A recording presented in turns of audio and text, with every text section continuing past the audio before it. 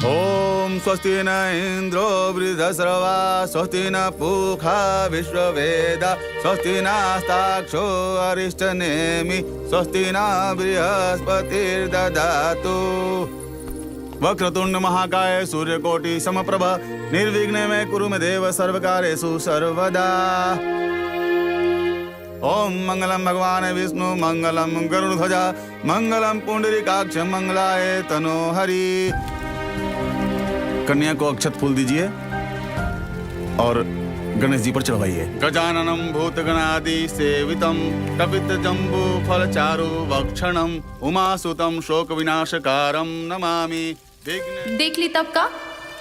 वैसे भी हम तो तोहर होखे वाला मेहरारू बानी और आज हम बहुत खुश बानी। अच्छा, ऐसन मन करता कि स्कूल के छुट्टी लेके पूरा दिन तारा साथे बिताई। ओम स्वस्ति न इंद्रो वृद्धश्रवा स्वस्ति न पूषा विश्ववेदा स्वस्ति नस्ताक्षो अरिष्टनेमि स्वस्ति न बृहस्पतिर्दधातु। ओम मंगलम भगवान विष्णु मंगलम गरुड़ध्वजा मंगलम पुंडरीकाक्ष मंगलाय तनोहरि। ओम स्वस्ति न इंद्रो वृद्धश्रवा स्वस्ति न पूषा विश्ववेदा स्वस्ति नस्ताक्षो अरिष्टनेमि स्वस्ति न बृहस्पतिर्दधातु।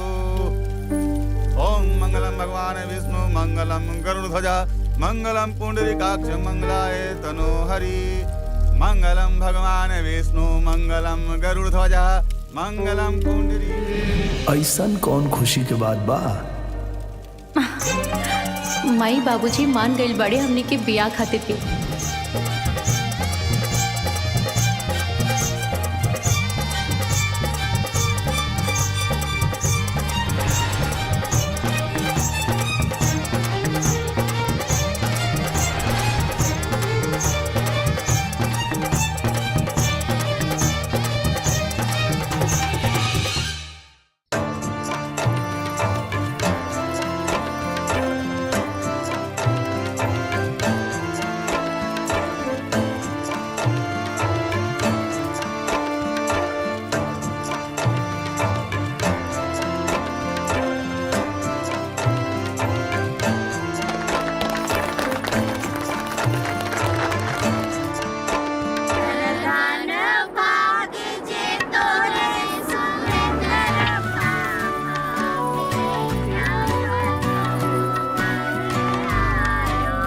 माँ जी, बहू के उतारी ना।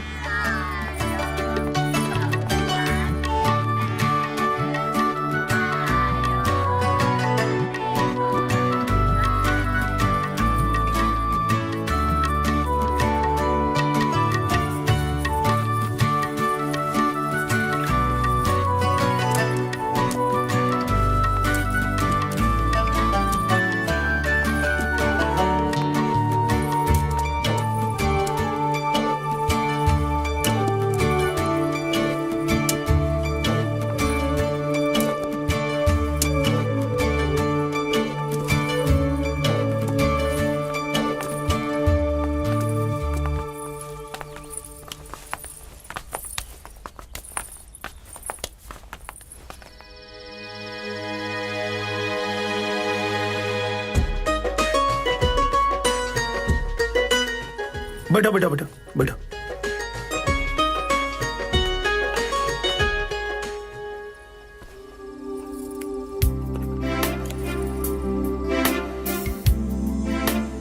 पहले तू पीला, ओकरे बाद हम पी ले।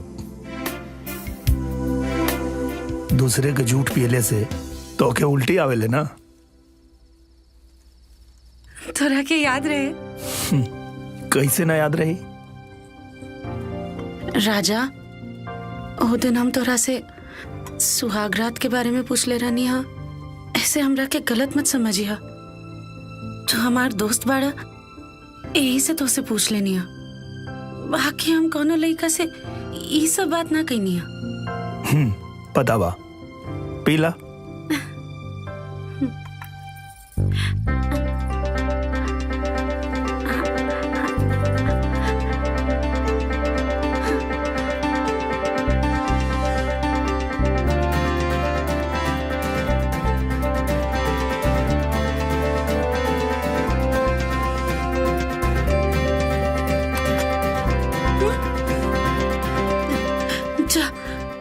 पूरा पी गई नहीं। हाँ, कौनो बात ना बैठा। ठीक बा। पर भाभी कहले रहनी है कि अपना पति के दूध जरूर पियई है। अरे भाभी के का पता चली कि हम दूध पियनी है कि ना पियनी है। बाहर जेबो सबके पता चल जाई, सब तो और मजाक उड़ाई। चला आराम से सूत जा।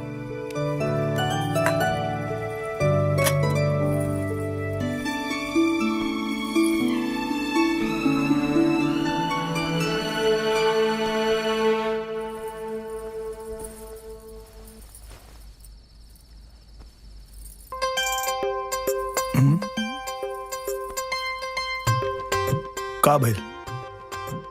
ओ भाभी कहले रहली है कि अपना पति के पकड़ के सुतिया। हाँ ठीक बा। लेकिन ओकरा बात का करे के बाद ई ना बतैली हो। सुना ना, तोहरा के पता बा का? अब हमके कैसे पता रही? हमके पता नहीं क्या कुछ। सुता। ठीक बा, तो कल हम भाभी के फोन करके फोन पे पूछ ले। ठीक बा, पूछ लिया। अभी चुपचाप सुता।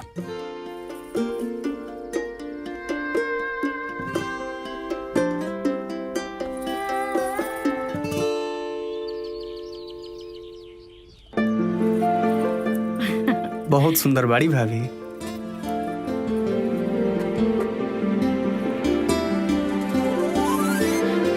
कितना खुश नसीब बड़े राजा की इतना सुंदर मेहरारू पौले बाड़े। अरे चाची, तू भौजी के बड़ाई करत तारू कि राजा भैया के शिकायत करत तारू?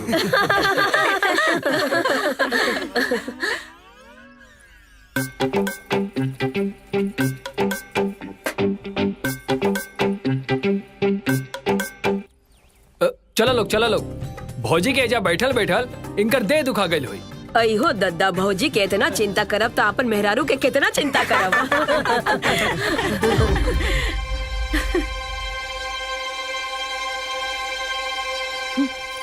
चल चल भौजी के सामान अंदर रख दे। बहुत नीमन दिया। माँ जी ई रख ली। ना बेटा, ई तोहरा के गिफ्ट में मिलल बा, ई तोहार है, ई तू अपने पास रखा। जा दादाजी आ गए नी, पैर छुला यहाँ के। अरे खुश रह बेटा, खुश रह खुश रह खुश रह। बेटी, हालात ही कुछ ऐसा पैदा हो गई कि हम लोगों को अचानक में शादी करवानी पड़ी। इस शादी से तुम खुश हो ना? बेटा, मैंने राम नारायण जी को बोल दिया है कि आपकी पोती को यहाँ कोई तकलीफ नहीं होगी। मैं हूं यहाँ, और एक बात तुमसे भी कहना चाहता हूं, अगर तुम्हें किसी प्रकार की कोई भी तकलीफ हो, तुम्हें कोई भी उलझन हो, तो बेझिझक मुझसे कहना। यहाँ तुम्हारा दादा मैं हूं, मैं ही तुम्हारा दादा हूं, समझी? अब मैं चलता हूं। हाँ हाँ, खुश रहो बेटा, खुश रहो खुश रहो। अब चलो बेटा, तुम्हारे घर दिखा दी। हाँ जी। चल। बड़ी आइल बड़ी।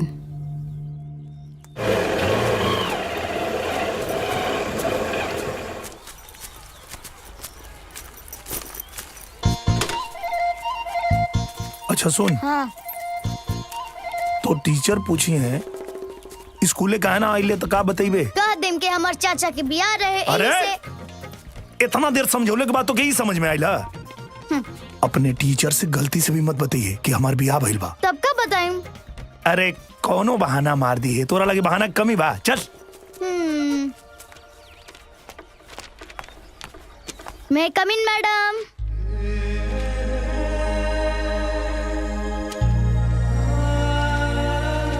कम इन। कहाँ रहा तू इतना दिन से? वो घरे बियाह रहे नु। जो जाके बैठ अपने जगह पे। हाँ बियाह रहे ना।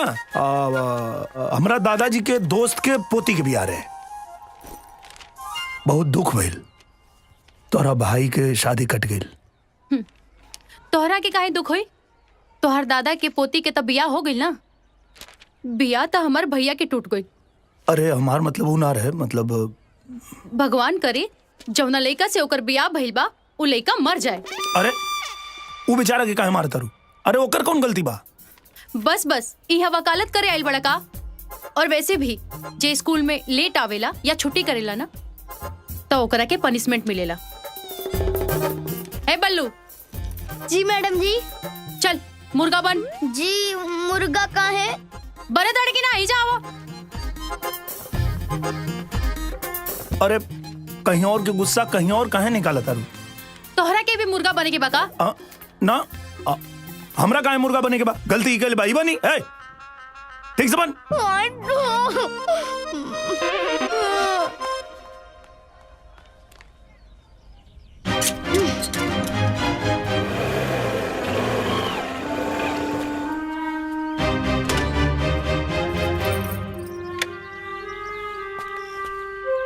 अरे स्कूल से आगे लगा आ गई बनी, लेकिन दोबारा स्कूले ना जाए। कहे रे? दिमाग खराब कर बा तू। हमरा के स्कूल से लेवे काहे ना आइला हा? अच्छा अरे यार वो अब का बोल ना कि हम वही वाला रहनी, लेकिन अच्छा ये खातिर गुस्सा बाड़े। गुस्सा हमें बात पे बनी कि गलती तू कर तारा और सजा भुगता तनी हम। तारा के कुछ पता भी बा मैडमवा हमरा के कितना देर मुर्गा बना के रखले रहे? का बात करता रे? नहीं के पता तोहरा के? बताई दादाजी से, बताई ना ना दादाजी ना से। ना खोली तहार। देख बाबू का ना कबो कबो गेहूं के साथ ना घून के भी पिसाए के पड़ेला। केकरा संगे का पिसाता हमरा नु ओकरा से कोनो मतलब नहीं खे, समझला तू? और हाँ, हम स्कूल में पढ़े जानी, मुर्गा बने ना। ठीक बा, समझा दी अपना मैडमवा के। अच्छा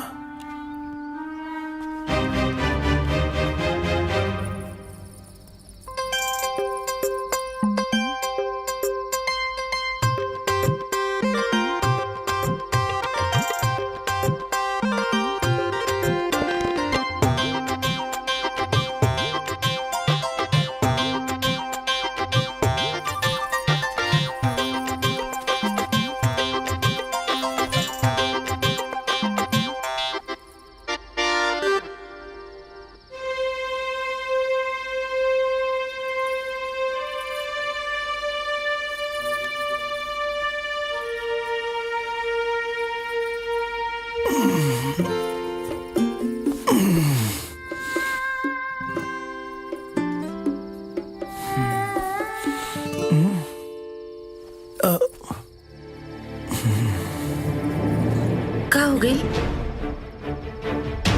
अरे बहुत गर्मी होता, हम जाता नहीं छत पे सोते। अरे पर तू आराम से सोता।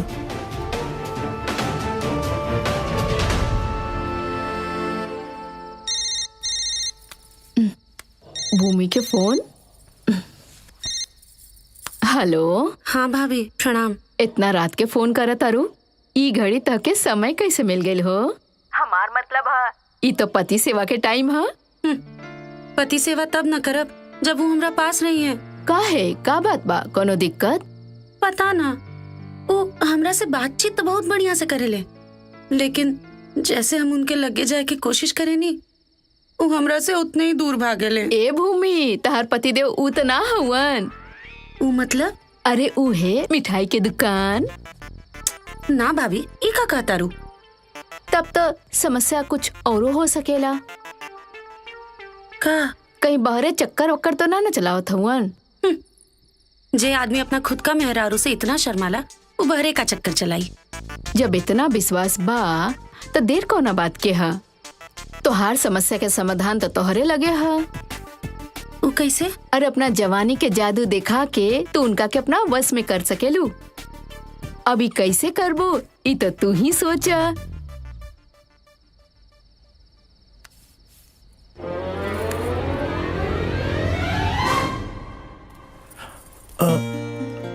हाँ ठीक बा, तू नहाला हम बाद में नहा। ना ना तू नहाला। अरे कोनो बात नहीं खे, तू नहाला हम बाद में नहा। रुका, सुना ना, ऐसे भी घर में केहू नहीं खे, साथे नहा लियल जाओ ना। तू नहाला हम बाद में नहा ले। राजा जी, हम तोहार पत्नी हैं। हाँ भूमि, लेकिन हमके थोड़ा समय चाहिए, प्लीज।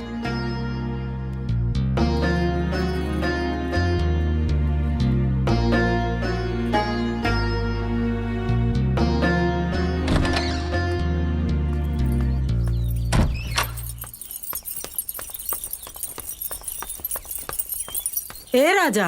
हाँ माई। अरे बेटा रुक, कहाँ जाता रहा? तनी बाजारे जाता नहीं। अरे बेटा घर में नया बहुरिया आयल बिया, तू कहाँ घर छोड़ के जाता रहा? अरे माई अब नई बहुरिया घर में आयल बिया तो हम का करी, अब बाजारों नहीं क्यों घूम सकत का? अरे बेटा, अरे तू घर में रहवा तो ओकर मन लगी ना, बुझाइल तोहरा? तोहार रहल बहुत जरूरी बा। ओकर जरूरी तोरा समझ में आवता, लेकिन हम कोनो जरूरी काम से जाता नहीं तो उन्हें खेल समझ में आवत।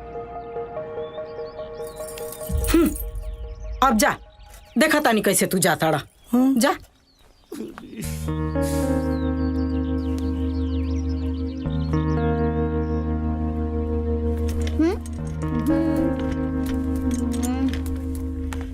ये बल्लू का चाची? चला हमरे साथ बैठा।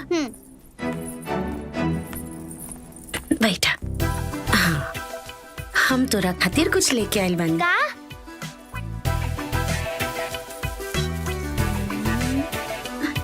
चॉकलेट्स। वाह, तोहरा के चॉकलेट्स बहुत पसंद बा ना? बहुत ज्यादा। ला। थैंक यू चाची। You welcome. बल्लू, हम सुन ले बानी तोरा के लूडो भी बहुत पसंद बा। हाँ। तैला। लेकिन चाची केहू भी हमरा साथे ना खेलेला। अरे तो हम खेलब ना। अरे तब तो बहुत मजा आई, अभी खेला ना। चला। ये कौन कलर चाहिए तोरा के? पीला वाला। चाची पहले हम खेलम। ला।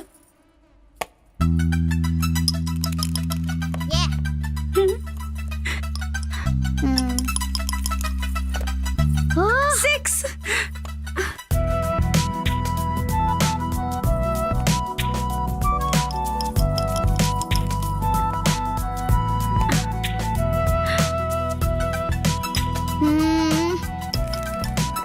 वाह, 6। खेला खेला, जल्दी खेला।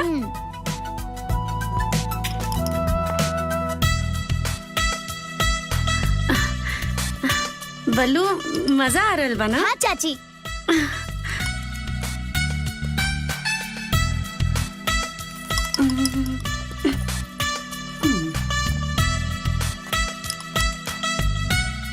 अच्छा बल्लू, एगो बात पूछी? पूछा चाची। लेकिन पहले तू हमार कसम खा के बोला कि एकदम सच बोलबा, झूठ ना बोलबा। चाची हम झूठ ना बोलेनी, और तहरा से तो बिल्कुल झूठ ना बोलम।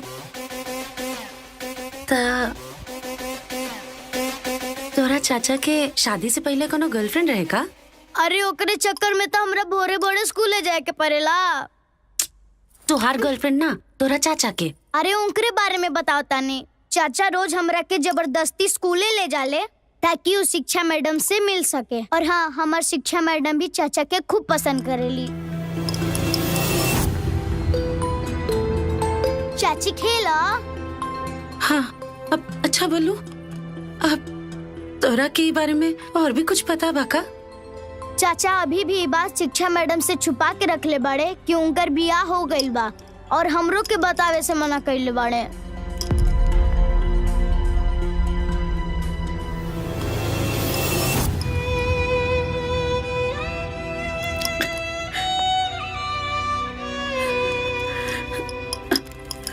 बल्लू, हाँ हम तोरा शिक्षा मैडम के देखल चाहता नहीं।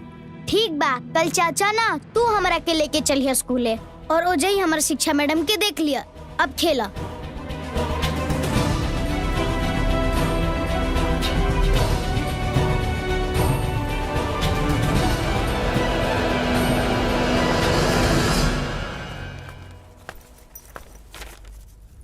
बोला।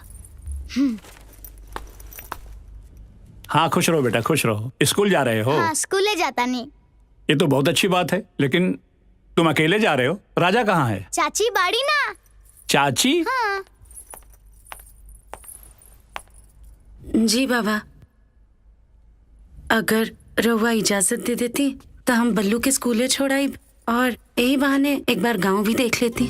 अरे तो बहुत अच्छी बात है बेटा, जाओ जाओ स्कूल छोड़ के आओ, जाओ। चाची स्कूल छोड़ देंगी, जाओ। रुक जा बेटा। हाँ? का बाबूजी, अभी नौकी बहुरिया के बाहर काहे भेजतनी? अरे बहू, भूमि हमारी बहू नहीं, हमारी बेटी है, बेटी। और अगर हमारी बेटी बल्लू को स्कूल छोड़ के आए तो इसमें तकलीफ क्या है? हाँ जाओ बेटा, इसको स्कूल छोड़ के आओ। और सुन, अपनी चाची को परेशान मत करना है। हाँ जाओ। अब मन लगा के पढ़ना, जाओ। ठीक बा। शिक्षा हमरा के तोहरा से कौनो बात नहीं करे के। का भइल? तारा कारण हमार पूरा दिन खराब हो गई। कहाँ रहला तू?